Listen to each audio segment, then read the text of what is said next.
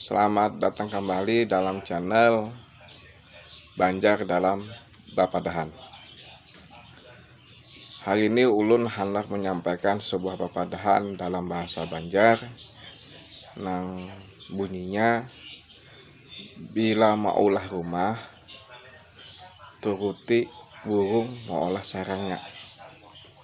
Maknanya atau maksudnya adalah ditujukan kepada orang yang hanya berumah tangga.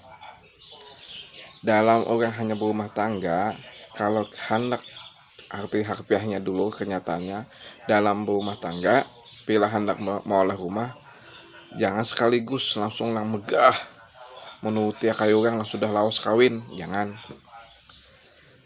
Kalau nya sanggup kada apa-apa, kalau nya kada sanggup, sedikit demi sedikit rumah itu bisa dibangun dengan baik. Atau pula ditujukan ini kepada yang hanya kawin, artinya dalam membangun rumah tangga itu pelan-pelan mengisi dalam rumah, jangan melihat kiri kanan, kumpulkan rezeki yang ada sedikit demi sedikit, insya Allah hidup bisa sejahtera, bahagia kayak orang jua.